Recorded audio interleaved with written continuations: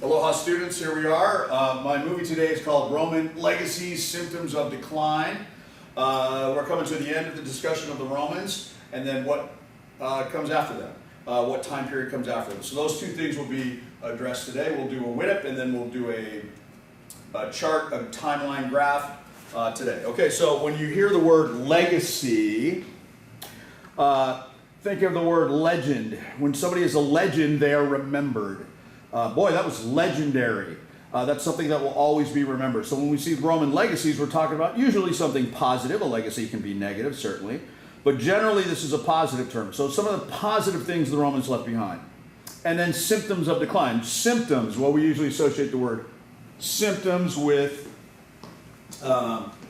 disease. So that's not... And again, this is not always negative, but generally symptoms we sort of say, that's not good. Okay, so let's do the legacies first. In other words, the things that we sort of look back on Rome and we say, yes, thank you. We learned a lot from the Romans. We still do this. And I think obviously the first thing you probably are not surprised when I say this is law. The idea, I've repeated myself numerous times, the concept of rule of law. The inventors of rule of law.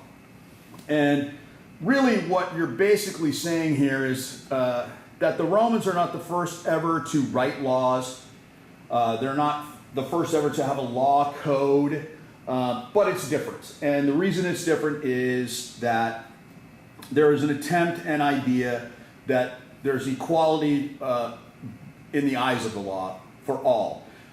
Most law codes of ancient times were built and designed to protect the elites, the nobility, the wealthy, the highest class.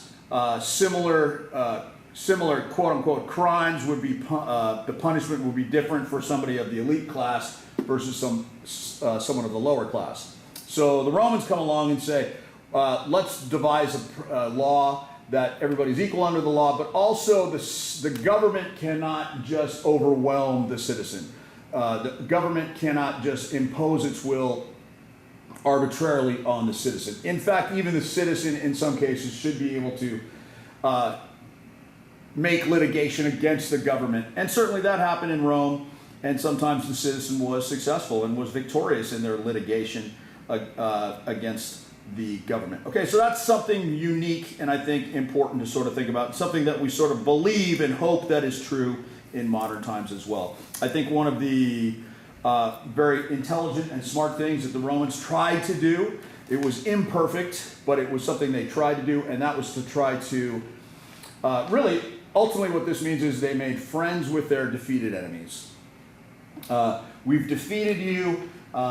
Yes, we may have taken some of your gold out of your treasury and taken it back to Rome, but ultimately, even though we've defeated you, we will eventually offer you some benefits of being part of the Roman Empire. You and the people here may even get citizenship and become Roman citizens. The benefits, like rule of law, will come along and be important. One of the great benefits that often conquered people came to realize that was a great benefit, and I think something that we take for granted today, that I think the Romans deserve a lot of credit for, is road building. The Romans were some of the greatest road builders of history, certainly long before the United States interstate system on the mainland in North America, certainly before the German Autobahn highway system that the Germans were building in the middle of the 20th century, in the early and middle of the 20th century. The Romans were great road builders. Now, why would this be important? Because roads speed things up. Sort of obvious, isn't it? But it's certainly something to sort of consider and think about. It makes a lot of sense. Yes, it speeds up transportation. I can get from this place to that place faster. I always point out, what if there is some sort of military issue out on the frontier or in a long distance away conquered place? What's the problem? Well, the Roman military can march there quickly because the roads have been carved through the countryside and make things more efficient. Traded goods and services can move quickly along roads. Traded goods are much more efficiently moved. Communication, I always say, one of the most important things that moves along trade routes is not stuff It's actually ideas, isn't it? And maybe this is why we think of the cultured Romans, all the brilliant cultural things they accomplished. Maybe it had to do more with the efficiency of the roads. Let's talk about education briefly. The Romans experimented with this concept of universal education. This sort of has to do with their system of government, especially during the Republic period. The common person was sort of allowed to have a say with the assembly. They could pick, the common people, the plebeians could pick their assemblymen of their neighborhoods to be a part of the assembly. And what does this have to do with it? Well, if you're going to have a participatory population, you want them to be intelligent. Kings and dictators and emperors and pharaohs of history did not educate the population. They wanted to keep the population not too bright. People that are not too bright will not ask a lot of questions. Societies that want participation in the government, democracies, republics of the world of ancient times, of obviously modern times, education is very important. You even watch all the dictators of modern times. What's the first thing they do when they get in charge? They take control of the education. Let's sort of throw out some military tactics and some military concepts. Obviously we're not fighting with spears and shields and swords as the Roman legionnaires were. But we can certainly say something about the way the Roman military organized itself. We think about rankings. You think about the United States Army. United States Army, you have generals, you have lieutenant generals, you have colonels, you have lieutenants, you have majors, you have captains, those ranking concepts. We sort of learned a lot of that from the Romans. That wasn't as common with the Greek hoplite phalanxes as it was with the Roman legions.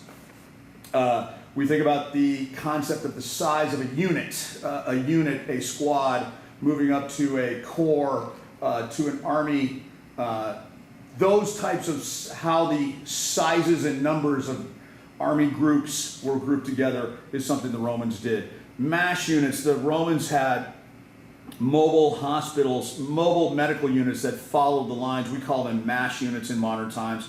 We don't use them as much. This stands for Mobile Army Surgical Hospital. So in other words, if the front lines moved, the hospitals had to be mobile as well. All right?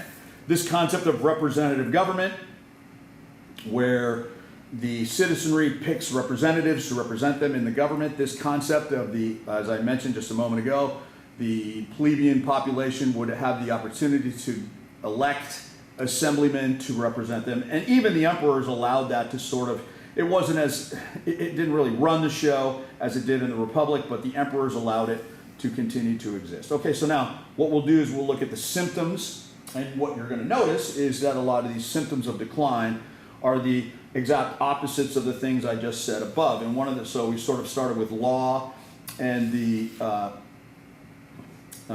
aspect of the importance of rule of law and a republic and all those kinds of good things.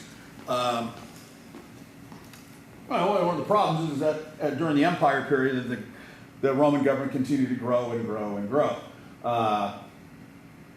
And it got to the point, of course, we get to Constantine, where he literally sort of doubles the size of the Roman Empire when he splits it in half. And then corruption is much more easy. A person can be corrupt and get away with it in a big government where they can kind of slip through the cracks, not be as well seen. In a more limited government, where there's fewer people in a government, it's more difficult to be corrupt. So we see a lot of this patrician corruption as time goes along. I would sort of throw this out at you. Yes, we've made you a citizen, but you're still a Gaul, or you're still a Thracian, or you're still from Judea. So the people of the city of Rome and the Italian peninsula had a superior attitude over those conquered people, even though those conquered people had maybe become part of the empire as citizens. The people of the city of Rome and the people of Italy had a high and mighty attitude towards people of the city. Okay, and so yeah, that sort of that breeds ill will within the empire. The concept of law makes everybody equal. The attempt to make everybody equal in the eyes of the law. Every citizen is equal. Well, when you have an emperor, the implication is, well, yes, you're citizens, but what do you become? You're actually really subjects. And there's a difference between a subject and a citizen. A citizen implies you are part of it, you participate, you're in it. A subject is somebody who is dictated to. A subject is somebody who it happens to. All right? I would say that's something that is very important to remember about the decline of Rome was probably they built themselves up too large. They conquered a lot of territory. We'll actually look at a map of the Roman Empire and we'll discover they had a lot of territory, a huge amount of territory, probably beyond what we could really imagine an ancient civilization to do. This is one of the biggest, still considered, I would say, one of the biggest civilizations of all time. And certainly something to keep in mind as we go forward, that big civilizations, as they grow too much or too fast, they eventually, they get to the point where they sort of fall. Let me just throw this up here, just for argument's sake. That's a map we're all going to make together. All that stuff you see in yellow was the Roman Empire. Okay, so when you conquer places and you build, eventually you have to defend it. And that became very, very difficult as time went along. They tried to build walls. They would build walls up to a river, or they'd build it up to a mountainside, and they would try to protect what they had. But it was very difficult with that massive size. And what happened was they make a very big mistake. Their military becomes full of slaves and mercenaries. Perhaps you recall I have made the argument that the Roman military at the beginning of its history was made up of citizens. Citizens have a much greater reason to fight for their society than a slave does. A citizen will fight for their way of life, for their land, for their family, for their belief system. A slave is going to fight to live another day. A slave is going to fight just hard enough to stay alive. A slave is not going to be super motivated to fight for his enslaver. A mercenary is somebody you pay to fight for you, and that's all well and good, but a mercenary will always fight for the highest bidder. So if they may be fighting for you today, but tomorrow they could be fighting against you. So the military changes as the time goes along in Roman history. And I would sort of say that we start to see really what is a decline in, I guess the best way to put it would be a decline in morality in the Roman Empire time period. Certainly the ancients lived much more different morality ideals than we think of today. The family is not as important. I would sort of argue that one of the big problems is the degradation of women. And I would say both of these concepts, the loss of the middle class and the degradation of women, are part of slavery, the issue of slavery, as slavery grew in the Roman Empire. And again, you need to keep in mind it's not exactly like the slavery we sort of think of in American history. But let's go through this. We've sort of talked about this before. Why does slavery hurt the middle class? Well, slaves do the jobs that middle class people could do for pay.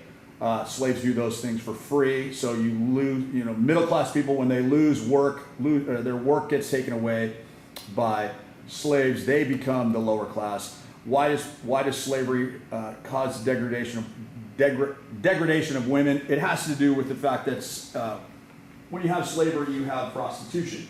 Prostitution is always an element of slavery, and when you have the best way for me to put this is when there's a ready supply of prostitution, why would somebody have a family? Those two things go hand in hand, unfortunately. And really what we're sort of seeing, this is all part of it, that this loss of morality We really sort of see this played out most especially in the games, in the circus and in the Colosseum, where human life and death is enjoyed as a spectacle. And we see this as the best example. That's the most blatant and open example of the problems of the Roman society. Certainly that is something to keep in mind, and very unfortunate, but that was the way it sort of happened.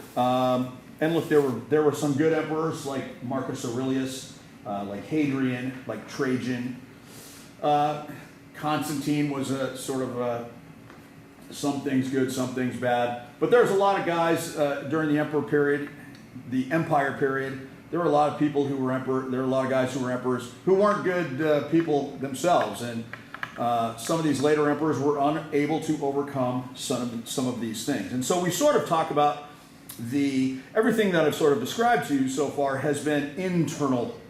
And really what most people believe is that the Roman Empire failed, dare I say fell, because of internal problems. And then certainly when it came time to try to defend themselves once and for all from something external, the ancient Romans were unable to do anything about it.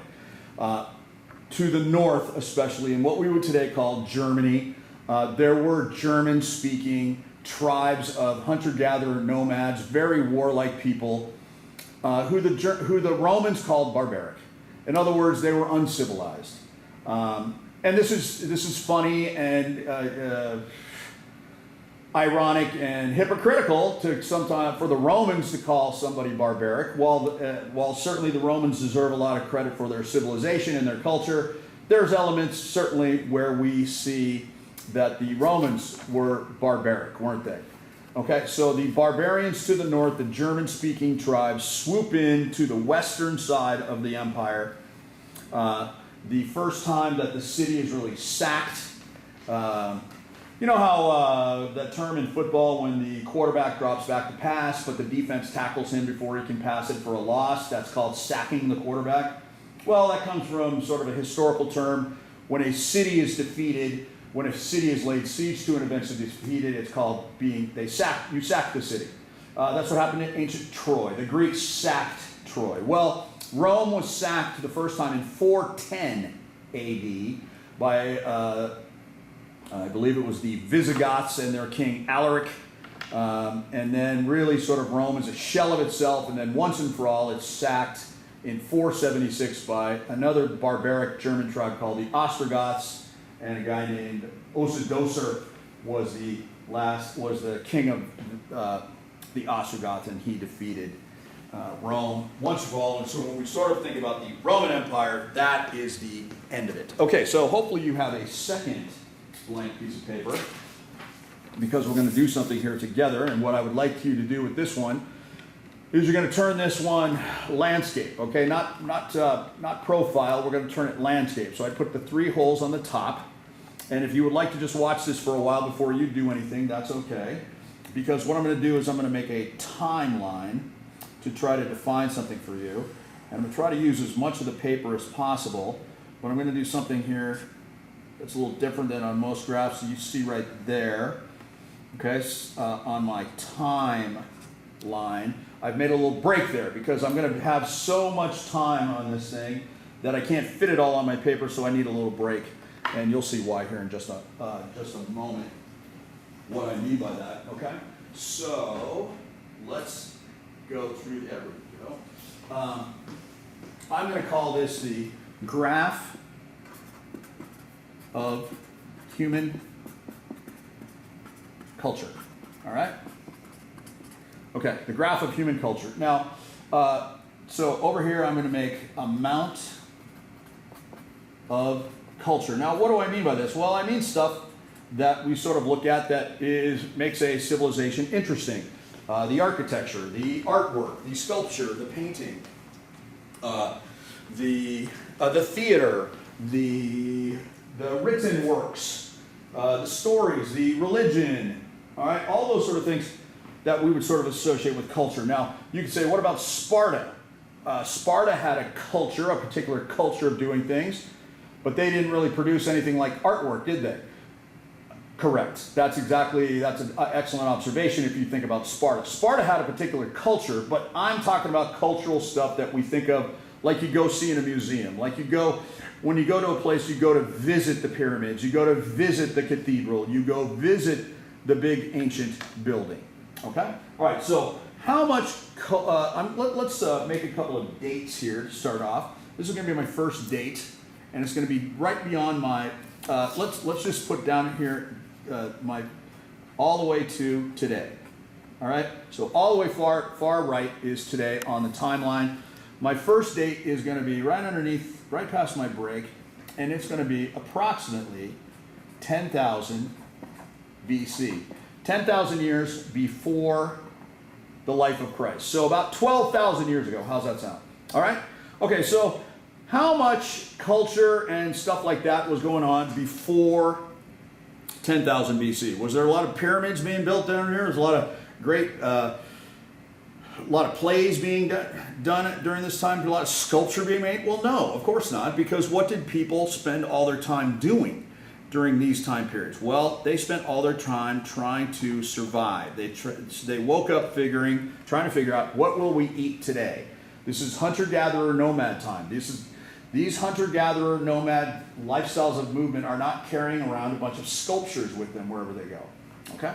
All right, now I'm going to say that after this break in about 12,000 years ago, there is an upturn. And this has to do with the fact that this is roughly the moment in history where Mr. O'Brien says, or Mr. O'Brien's claim that the most important invention of human history occurs. Now, do you recall what I have said is the most important invention in human history? Well, I bet you do, because I'm sure you remember what GAPS means. GAPS means geography, agriculture, there it is, population, specialized labor. So you have to have agriculture to create enough population to have specialized laborers to make cultural things. All right?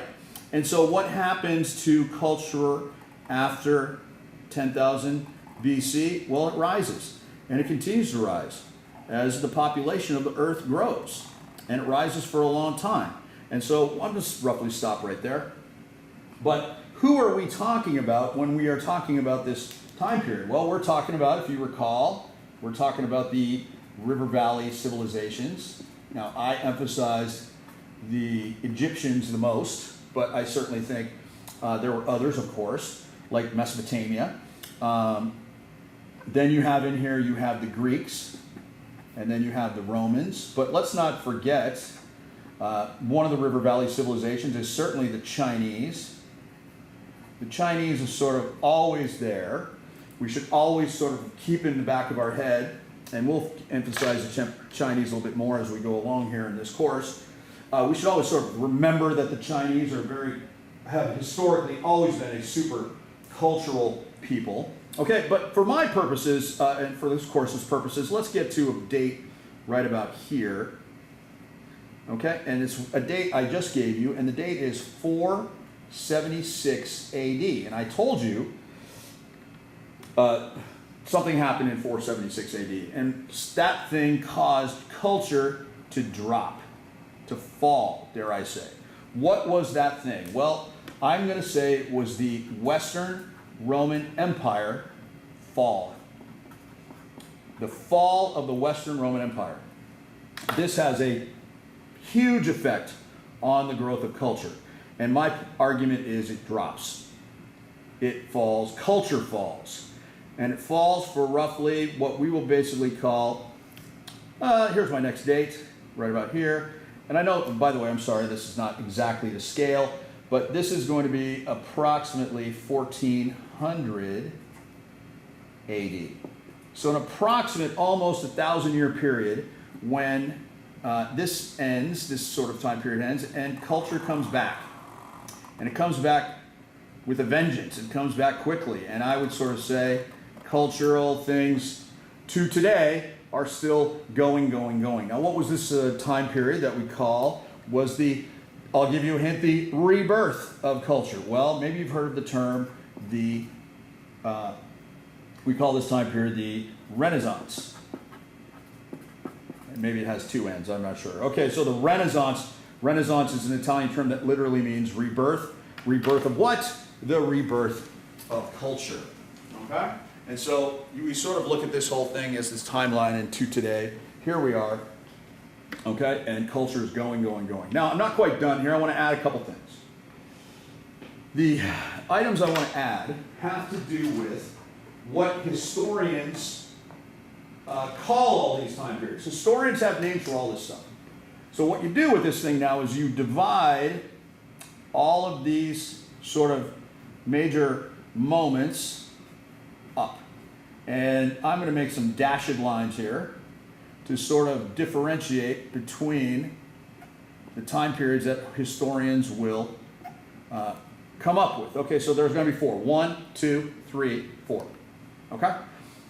Okay, so let's see if you can figure out the terms historians use. All right, so let's go all the way back to here. This is really the beginning of history, isn't it? This is a time period of hunter-gatherer nomads, of lifestyles of movement. There's not much culture. There's virtually no specialized laborers. There's certainly no, dare I say, writers. Because writing has really got to be an invention that happens here after the invention of agriculture. Now, did they make artwork on caves? Sure. But I'm going to argue that history was not written down. So do you recall what we called this? We called it pre-written history. Remember that term? Okay. I'm sure you do, because you have excellent memories. All right, very good. Okay, so what's the next one? Well, this sort of next area, this big area in here, is a time period that we're just sort of coming to the end in our discussion, because we're right about here in our chronological historical analysis, our course, we're right about here. And maybe you've heard me say on various occasions, well, we're talking about the blank Romans, or we're talking about the blank Greeks, or we're talking about the blank Egyptians. Do you recall that term? The blank? Well, I bet you do, because the term is ancient. The ancient Romans, the ancient Greeks, the ancient Egyptians, the ancient Chinese even, okay? So that should be a term that you should recognize. All right, now let me skip over to this over here. What is this time period? The time period that we live in. I make sort of the argument since 1400s. You go, 1492 was one of those years in the 1400s, I guess you could say. So what could this be? Well, I'll give you a hint. There's a course at this school, a world history course at this school that is named after this time period right here. Maybe some of you are familiar with it. It's a very popular class. It's an excellent class. Highly recommend it to all of you. This class is called, after this time period, it's called, do you know? Very good. It's called modern world history, the modern history era. Okay? All right, now that leaves us one little space in here, doesn't it? Look at that. What is this? This time period's got a name. It's got to have a name. Well, if you take a look, it's sort of right in between something. It's right, it's happening sort of in between, in the midst of, dare I say, it's a time period in the middle of something. And so this is exactly what this is called. This is called the Middle Ages. All right, very good. What are the Middle Ages in the middle of? What the heck? Why the heck would you name something in the middle? Well, they got to be in between two things. So what are the Middle Ages in the middle of?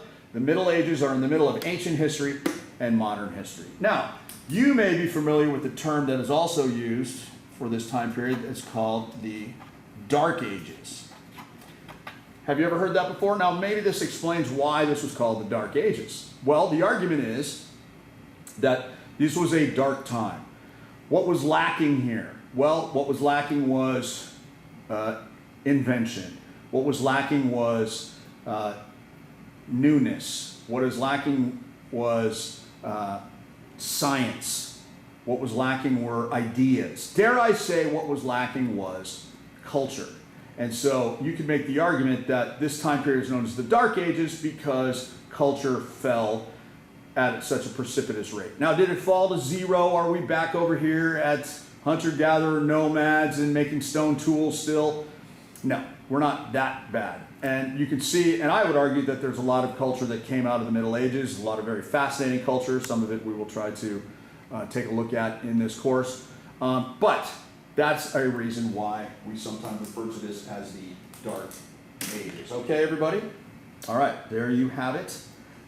What are the Middle Ages in the middle of? The Middle Ages are in the middle of ancient history and modern history, and this will be the process we will go forward with. In here, we will discuss the European Middle Ages, we'll discuss the Mongols, we will discuss the rise of Islam in the Middle East, things like that. All right, everyone? Very fascinating conversation, I'm sure you would agree.